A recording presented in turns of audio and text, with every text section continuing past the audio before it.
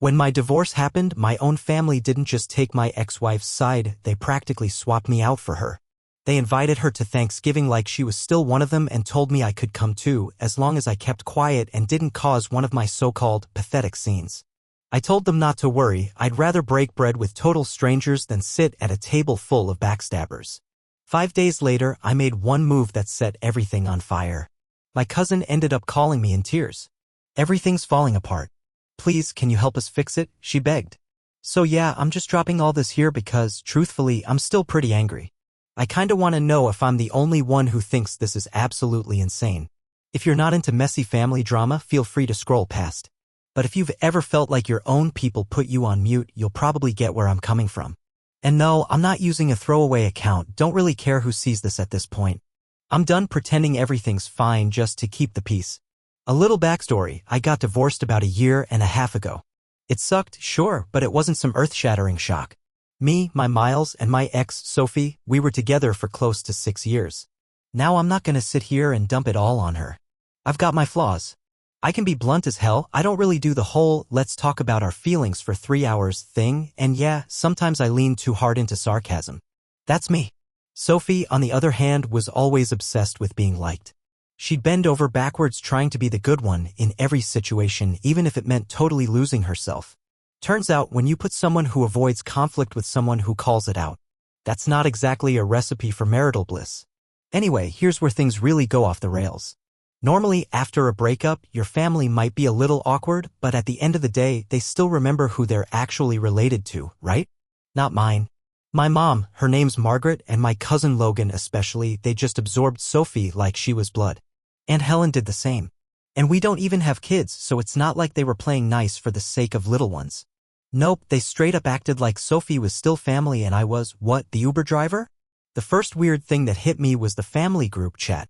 It used to just be me, Mom, Logan, Aunt Helen, and my sister, Chloe. Then suddenly, Sophie's name pops up in there. They're all sharing photos from this dumb pottery night, and whose mug do I see first? Not my mom's. Not my cousin's.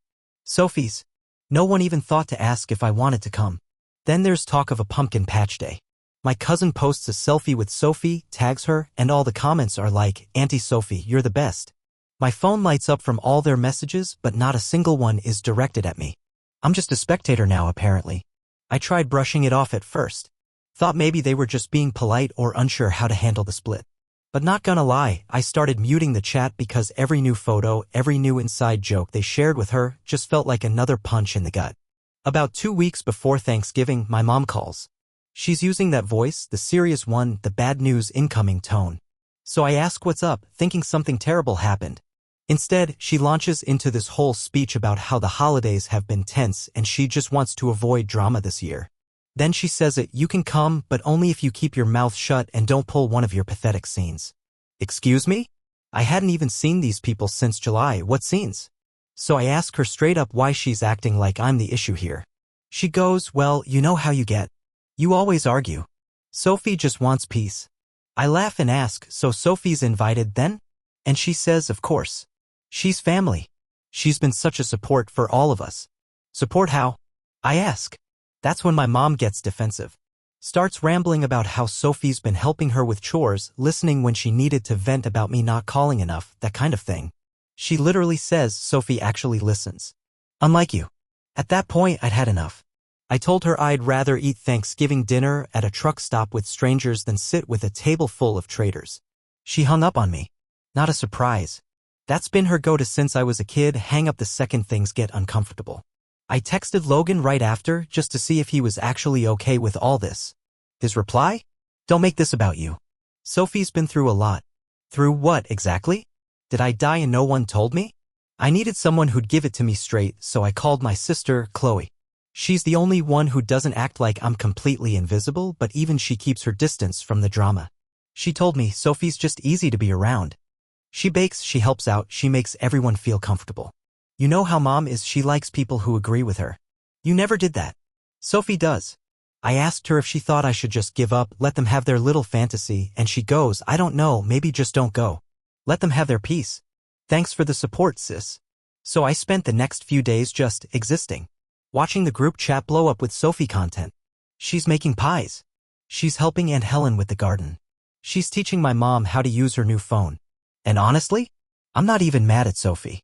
She's just being who she's always been, sweet, helpful, and ready to take on everyone's emotional baggage so they'll like her. That's her thing. But my family? That's where the betrayal cuts deep. They sided with her not because she's right, but because she's easy. She never challenges them, never pushes back. Logan could call her sobbing about his ex stealing his damn air fryer and she'd be at his door with banana bread. Meanwhile, I say one thing that doesn't fit the script and suddenly I'm the villain. I told Logan to cut the whining. Look, I don't fake it when things are messed up. I guess that makes me the difficult one.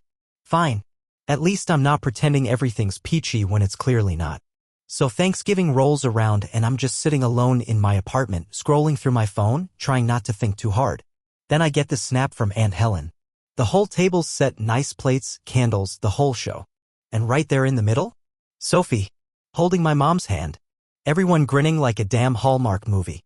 And my spot? Clearly empty. Like, they didn't even try to hide it. That's when it really hit me. They weren't just picking sides, they'd replaced me. I wasn't part of the family anymore. Message received. If they've decided Sophie's their person now, so be it. That's their choice. But that doesn't mean I'm just gonna roll over and let them erase me from my own damn life. I'm not gonna sit back and play the villain in their make-believe family portrait. So I started doing something petty but satisfying. I opened the Notes app and started writing stuff down. Every time Sophie did something for my family that used to be my job, into the list it went. Anytime she got asked to help with something I always handled. Every moment where my mom let Sophie step into a role that had always been mine. I didn't even know what I was gonna do with the list yet. But it felt good to document it, like I was reclaiming something. Like I was saying, hey, I was here. I mattered. I wasn't about to become some ghost who just disappears from the family album. If they want her at the table, that's fine. They can have her. But they don't get to keep me on the sidelines like a backup option. It's gonna be her or me because I'm not doing this halfway loyalty thing anymore. So yeah, that's where I'm at. Don't know exactly what the next step is, but I'm officially done being the nice guy. And if anyone out there's got advice, lay it on me. Because I'm not about to let my family get conned by smiles and casseroles. Not again. The next part's probably gonna get messy, but honestly, I'm ready for it. After the Thanksgiving disaster, I started noticing stuff I'd been brushing off or just flat out ignoring. It wasn't just the holiday. It was everything. I realized that little by little I'd been getting phased out. And Sophie? She wasn't just filling a gap, she'd been actively taking my place. Logan would still text me about random things, but I'd see on his stories that Sophie was over at my mom's house again, bringing food, hanging out like she lived there. She even has her own coffee mug at my mom's now. That's new. And the kicker? She hated coffee when we were together. Swore it made her jittery. Then there's this video my cousin posted, Sophie showing Aunt Helen how to hook up some fancy streaming box. She's acting like she runs the place. Helen's got her on speed dial now. Suddenly it's Sophie's so helpful, or Sophie always knows just what to do. Like I never existed. I asked Logan what was going on and he just shrugged. It's not that deep, man. She's good with tech. You know how mom is with remotes. Yeah, sure, but funny how nobody called me after the divorce. I guess I'm only helpful when I'm in the picture. Once I was out, that was it. Out of sight, out of mind. And then there's the cabin. So my grandma left us this place upstate, a family cabin split between me, Logan, and Chloe. For years, I was the one paying the bills, making sure the plumbing didn't explode, keeping the place usable. Nobody ever said thanks, of course. Anyway, I finally checked the cabin group chat after ignoring it for a while, and what do I see? It's all Sophie. She's organizing a summer trip, getting quotes for repairs, talking about how to make it more inviting. And get this, my name isn't even mentioned in the discussion about who gets to use it in July. I own a third of that place and they didn't even ask me. I text Logan like, dude, what the hell's going on with the cabin? His response? Sophie's just helping. Everyone likes her ideas better. You're always too busy anyway. I called Chloe next, hoping she'd back me up. She tells me, yeah, I tried to say you should be included, but Mom and Helen said it's just easier with Sophie. Then she adds, you know how it is. Mom says you're hard to schedule with. Sophie just gets stuff done. I told her, my name is on the deed. That means something. And she just sighed and said, I know, but I'm tired of arguing. She didn't even take a side, just bowed out like it wasn't her problem. Everyone else? Same story. Helen gives me the usual, Sophie's been such a blessing. My mom hits me with, if you came around more, maybe things would be different. I reminded her that she literally invited my ex to Thanksgiving and told me to keep quiet. She dodged that, said I always make everything about myself. Like I'm the one being unreasonable here. It's wild to me. Sophie doesn't challenge anything. She never says no. She shows up with baked goods and little gifts, plays the perfect helper. She did this back when we were together too, won over my friends with banana bread and flattery. It's like her whole personality is built around being agreeable. And my family? I guess I thought they'd see through it. I thought they'd remember who I am, how much I've done. But nope. Turns out they'd rather have someone easy than someone honest. Then I noticed something that pushed me right over the edge. My mom used to rely on me for all her online stuff, setting up autopay, sorting bills, fixing anything digital. Even after the divorce, I helped out. But then she starts saying, oh, Sophie's got it covered now. I find out from Logan that Sophie literally has access to my mom's accounts now. Like, full-on passwords and everything. The kind of stuff only someone really trusted would get. That used to be me. I called my mom and asked her straight up, are you serious? You're letting my ex-wife manage your finances now. She goes, Sophie's trustworthy. You're always so negative.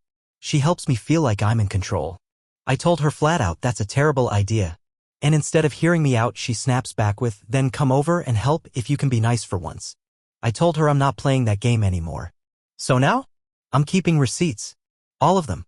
Literal receipts, messages, notes, whatever it takes. I'm not gonna sit here quietly while they act like I was never part of this family. At this point, I've got screenshots, notes, the whole deal. Every time Sophie makes a call about the cabin, every time she's helping with family stuff, every time plans are made and I'm not even in the loop, I write it down. And honestly, I'm not mad at Sophie for doing what she's always done. I'm pissed at my family for handing her the keys to my spot like I never mattered. Sure, I've got my flaws, I won't deny that. But I never thought they'd cut me out just because someone else keeps the peace by never disagreeing. Then Helen slides into my DMs asking if I can sign off on some paperwork for the cabin. I'm like, what paperwork? She sends over a document and says Sophie's helping set up new autopay stuff for the utilities. We just need your info, she adds, all casual. I ask, since when is Sophie managing the bills? And that's when Helen flips into defensive mode. Well, she's the only one who's actually keeping up, she says. You're always late. You don't respond. You're too busy. I fire back with, I pay my share every year, on time. No one's ever said otherwise. She brushes it off and says, well, Sophie's taking care of it now. Just sign. I tell her flat out I'm not signing anything until I've reviewed it. That's when she loses it, says I'm stirring up drama and literally slams the door when I try to show up at her place to talk about it. A little while later, Logan texts me and says, just sign it, man. Stop making everything harder than it needs to be. It's like no matter where I look, Sophie's taken over something I used to do. She's in every group chat, every family email, every damn birthday plan. And me? Nowhere. I even asked my mom if I could come by and talk through the cabin situation. Her response? Only if you're not going to argue. Sophie's coming over to help me with taxes anyway. I just hung up. What's the point? And the more I think about it, the clearer it gets. My family's always had a problem with me because I don't play the game. I've never been the smile and nod guy. I call stuff out when it's off. I don't pretend it's all okay when it's falling apart. But Sophie? She's the type who'll smile sweetly, bake you cookies, and listen to you badmouth the very person who handled everything behind the scenes. That's what my family really wants, someone who doesn't rock the boat. Someone who makes things look tidy even if it's all fake underneath. They don't care if I'm right, they care if things are quiet. And sitting there, watching this all unfold, it finally clicks. If I don't do something, I'm not just getting pushed out emotionally, I'm being cut off financially too. The cabin, the family money, the decisions, they're quietly shifting everything under her control. Not happening. So the next time they try to ask me for a signature, I'm showing up with every record I've got. I'm not signing a damn thing until I get some respect. I'm not about to let them rewrite the whole story and paint me as the angry guy who walked away while Sophie swoops in as the family hero. They want to pretend I don't exist? Fine. But they're gonna have to say it to my face now. Because I'm done staying quiet. If they want Sophie, they can have her. But they're not getting my share. Not a chance. You ever get that gut feeling that people are talking about you behind your back, but you just can't prove it? I'm not talking about paranoia. I mean those sideways glances, weird silences, the stuff that doesn't get posted on socials, not just what does. Logan sent me this meme about being the forgotten son, trying to be cute. Meanwhile, he's in every single family photo lately with Sophie right there. I scroll Helen's Facebook and she's got a post up about grateful for new traditions. Sophie's holding a pie in the picture. It's my grandma's pie recipe. The one she said she'd never give out. So I stopped waiting for them to play nice. I went straight at it. Not literally knocking on doors, but I texted everyone in the old group chat. The one Sophie's not in. I said we need to talk about the cabin, the money, all of it. Chloe replies first. Says she'll come if this isn't just another screaming match. Logan's trying to play neutral, like not my circus, but I told him, yeah, it is. You just don't want to get your hands dirty. Helen tries to dodge it. Says Sophie can handle it. And I said no. This meeting's for the people who actually own stuff. She left me on read. I told them I'm bringing everything I've got, receipts, printouts, dates. I want transparency. I want accountability. And I want to know what's really going on with the cabin and the accounts. Meeting day comes. Chloe shows up already annoyed. Logan's late, of course. Helen walks in like she's getting her teeth cleaned, all grim and silent. I've got a folder stacked with paperwork. I'm not here to joke around. I start laying out the facts. Sophie doesn't own the cabin. She doesn't get a vote. She has no business managing money that belongs to us. I show them the group chats where she's making plans like she's in charge, the emails where she's setting up accounts, and the screenshots where she literally tells people I don't care about the family. Then I lay out my payment history, every time I paid on time, every time I was left out of decisions anyway. And I say, if anything's going to change, you need my signature. And I'm not signing a single thing until I get treated like a real part of this family again. That's when Helen snaps. Says I'm blowing things out of proportion. That Sophie's only helping because I'm never around. I told her I'm not around because I'm treated like a problem, not a person. Logan says no one wants a fight, that Sophie just makes things easier. And I said, easier for who? People who want to pretend I don't exist. That's when Chloe finally speaks up. And for once, she's on my side. She slaps her hand down on the table and says, this is our family. Not Sophie's. This has gone too far. Helen stands up, pushes her chair back hard enough to rattle the floor, and says, I'm not dealing with this. Then she storms out, slamming the door behind her like a scene out of a soap opera. Logan tries to slip out too. I step in front of him and say, nope. You're not bailing. You're part of this. He shoves me, nothing wild, but enough to say back off, and growls, don't grab me. I'm not your fixer. I fire right back, you want to be treated like an adult? Then act like one. It gets messy. Voices up, no filters. I stop sugarcoating. I tell them point blank, if you keep letting Sophie manage money tied to the cabin, I'll have to freeze everything until this is sorted out. I co-own the place. I've got legal standing. If you think I'm bluffing, go ahead and test me. Logan scoffs. You wouldn't smiles us like that. I just stare at him and say, you already smiles me. So what difference does it make? That's when Chloe finally has enough. She pulls out her phone and shows everyone a group chat I didn't even know existed. A whole thread with Sophie in it, messages about how I'm too angry and how they should just make decisions without me. She says I didn't want to get in the middle. But this has gone too far. I turn to Logan. He just shrugs and mutters, it's easier this way, Miles. I say, easier for you maybe. Not for me. Now we're all shouting over each other. Helen marches back in like she's ready to throw down and says, if you want to make this hard, I'll just call Grandma's lawyer. Let's see how you like it. I tell her, go ahead. I'll send everything I've got. Chloe tries to be the voice of reason. Can we just make some rules? Can we agree that Sophie doesn't get a vote in anything? Logan looks at me and finally asks, fine. What do you want? I say, I want you to stop acting like I died and Sophie's your new brother. That'd be a good start. It's tense. No one's crying, but you can feel the pressure in the room. Chloe's exhausted and just wants peace. Logan wants to check out. Helen wants to hand the keys to Sophie and call it a day. Me? I want my damn life back. I lay it down one more time. If Sophie touches another account, signs my name on anything, or tries to make decisions about my property again, I'm going straight to a lawyer. No more warnings. No more playing nice. Logan sneers, fine. We'll just do everything by the book from now on. Chloe stands up and says, I'm so tired of all of you. Then she slams the door behind her, just like Helen did earlier. Helen sits there, silent now, refusing to meet my eyes. I tell them, you made this choice. You picked her over me. And now you get to live with it. I grab my folder, stand up, and head for the door. Logan tries to block me again. I shove him aside and leave. I get home and yeah, I'm still fuming. But underneath all that rage, I'm calm. Clear-headed for the first time in months. I know exactly what my next move is. And I'm not bluffing. If they want to play games with property, money, and control, then they're about to find out what happens when the guy they wrote off actually reads the fine print. It's insane how quickly people flip on you when you stop being useful or easy. But if they want Sophie so badly, fine. They can have her. They're just not getting a single thing that belongs to me. Not now. Not ever. After that disaster of a meeting, I gave it 5 days. I thought maybe someone would reach out, try to patch things up, toss a guilt trip, whatever. But nothing. Silence. Same as before. Still out of the group chats. Still not getting invited. Sophie's name still popping up everywhere. It was like they were waiting for me to just fade out, give up, and let them play pretend with my ex in my place. Well, nah. Not happening. I started with the cabin. Pulled every file I had, the deed, the utility bills, grandma's old co-ownership agreement from back in the day, even down to the repair messages. Every cent I paid. Every bit of proof. Lined it all up so clean even Logan couldn't spin it. See, what they forgot is, you can't just vote a co-owner out and hope they stop asking questions. I called the management office for the cabin and told them to freeze everything. No new bookings, no changes, no repairs, nothing happens without my signature. I had them put it in writing and send it to everyone on the file. Then I hit the family group chat with a formal notice, attached the legal docs. No more polite warnings. No more, hey guys, just a heads up. Just, if you want to use the cabin, you come to me. Sophie doesn't own a square inch of it. She gets no say. And while I was at it, I shut down the helping with bills routine.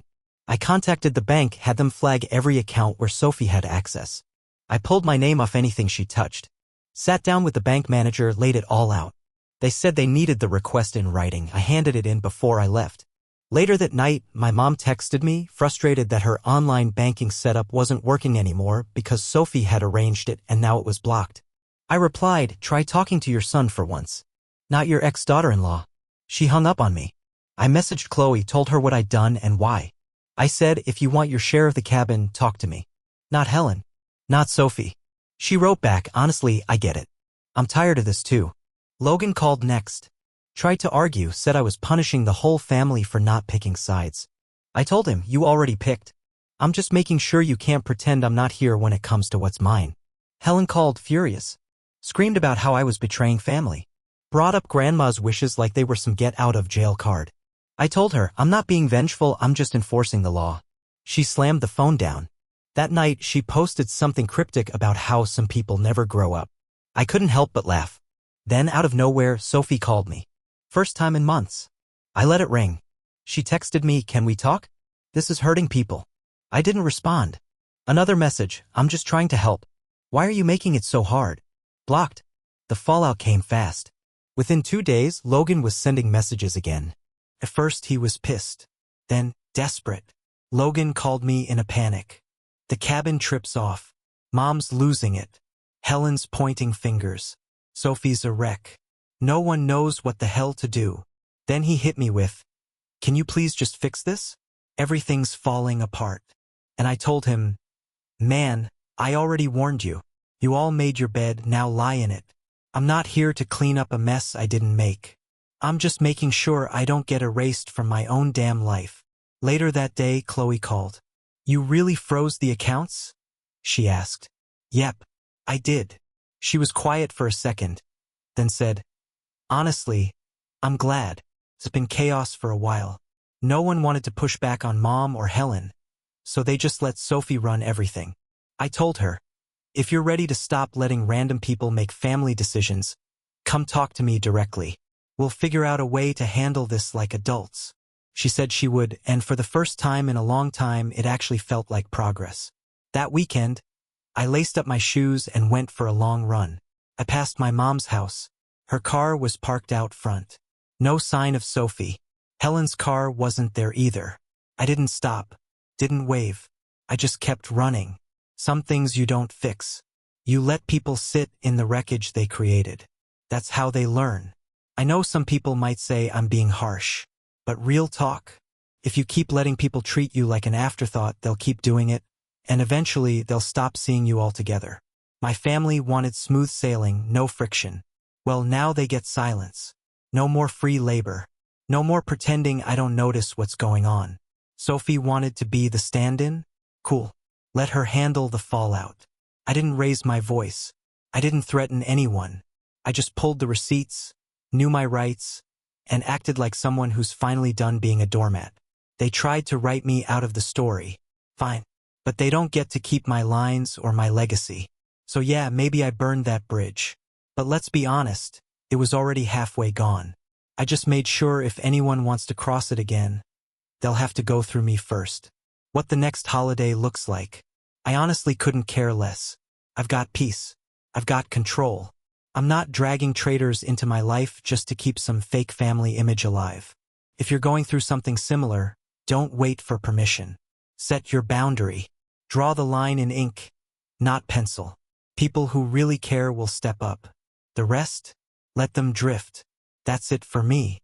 If nothing else, I hope this shows someone out there that you don't have to sit quietly while people turn your life into a background scene. Sometimes you've got to play the villain in someone else's version of events to finally take the lead in your own. Over and out.